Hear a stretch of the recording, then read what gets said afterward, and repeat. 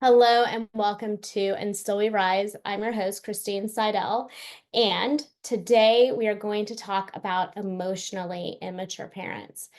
You might be wondering, what are emotionally immature parents and do I have them? Well, let me ask you a question. Look no further than your own patterns and tendencies. Do you have a tendency to question your feelings? To shrink your needs for others, have issues with impulsivity or avoidance? Do you need external validation, or do you find yourself overly self sufficient and overfunctioning? Well, those are likely patterns that you do have emotionally immature parents, and this is the space to understand how these early dynamics shape your sense of self, your nervous system, and even your ability to feel joy and connection today as an adult. As a therapist, I've seen how this shows up in my clients and how reflection, coming back to the body and regulating and inner child work help to bring us back to who we truly are. So let's dive deeper into what are emotionally immature parents. To begin, EIPs, or emotionally immature parents, tend to operate from a very self-focused or emotionally self-serving place. All the way back into childhood, these may have been parents who had some emotional unpredictability. One moment they're great with you, the next moment they're yelling because you spilled milk. Maybe they had the inability or intolerance to see or consider your world, your feelings or opinions. Maybe they guilt tripped or blame shifted, criticized or condition placing. Maybe they relied on you for their own comfort or regulation. And as a child, your nervous system began to learn very quickly that certain parts of you are not safe to show, meaning there was a sense that your belonging and your value was conditional on you showing up in the way that your caretaker wanted you to. So that meant you had to shift something about your very authentic self in order to get the attention and love that you needed. Now, you didn't have to shift this because there was something wrong with you. It was how your mind and your body adapted to make sense and to survive. And in childhood, any connection with our caregivers is better than no connection. And that would mean that we would feel safe and we could survive in the best way we knew how to. So you may be saying to yourself, so what? Was it really that bad? I mean, doesn't everybody have a pretty messed up childhood? And to that, I have to say, it is actually very important. And here's why. We have to understand that children develop their sense of self, their ego, their I am, through the reflection and attunement of adults. The statement I am comes from their caregivers. In healthy, secure parent-child attachments, a caregiver mirrors your feelings and responds very consistently, which allows a child to internalize true safety. And that brings statements such as, I am safe to be me. I am okay just the way I am. So let's say a parent sees a child painting a picture and says a statement such as, look at all the beautiful colors you've chosen and blended into a beautiful rainbow. To a child, that might be, I am creating. I bring beauty into the world.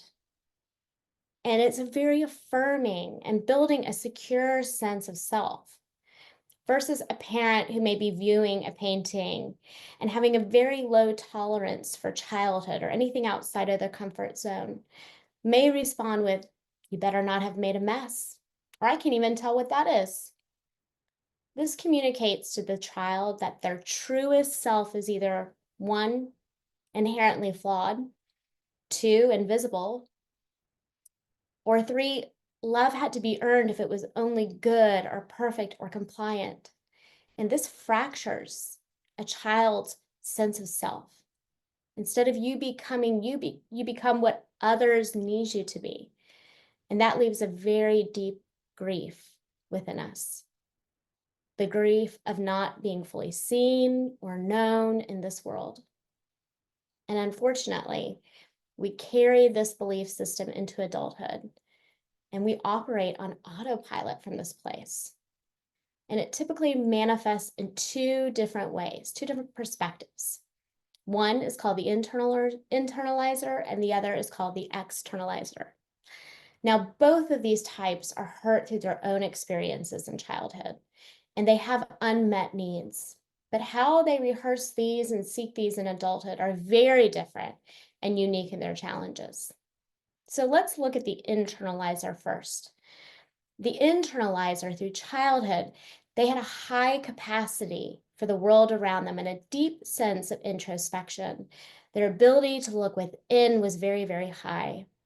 And these children are drawn by the desire for knowledge and for self-improvement.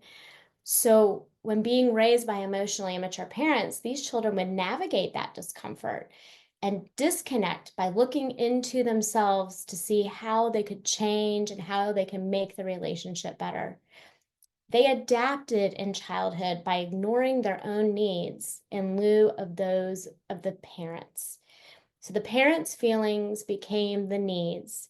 And so into adulthood, these adult children, although typically very high achieving, very self-sufficient, may struggle with self-doubt, anxiety, people-pleasing, perfectionism, and guilt if they disappoint other people.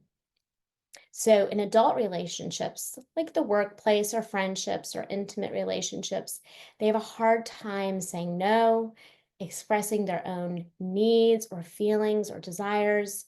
They have a difficult time holding boundaries and communicating clearly what is truly and authentic to them. And this makes these adult children predisposed to anxiety-based disorders, self-esteem issues, somatic complaints like upset stomach, constipation, nausea, and codependency, just to name a few.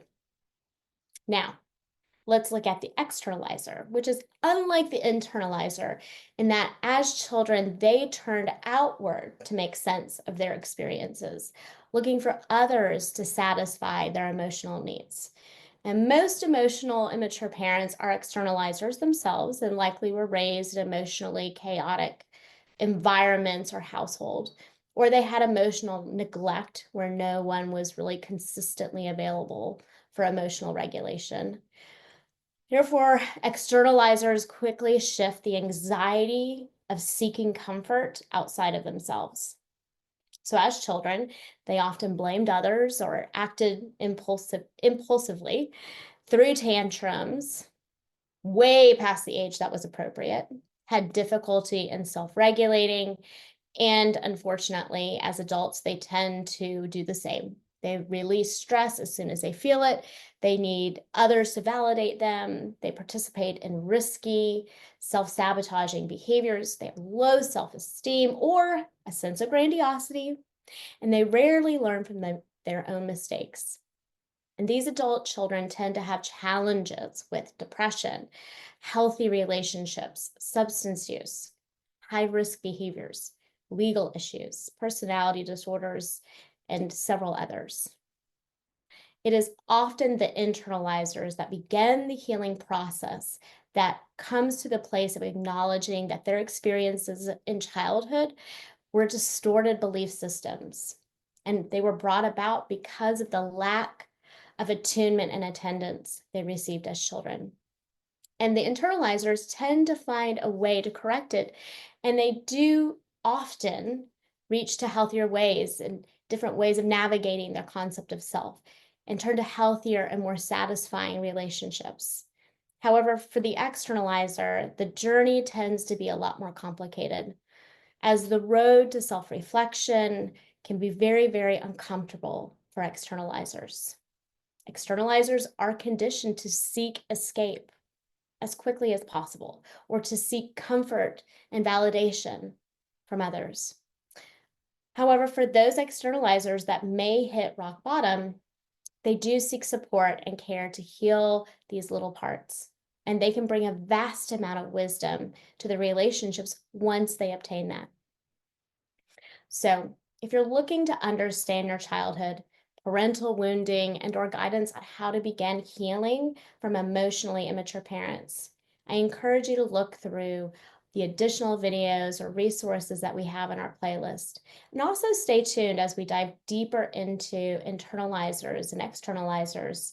And perhaps you can find yourself, or maybe a partner, in the description of those, and help in hope and in healing for that little child part that had emotionally immature parents.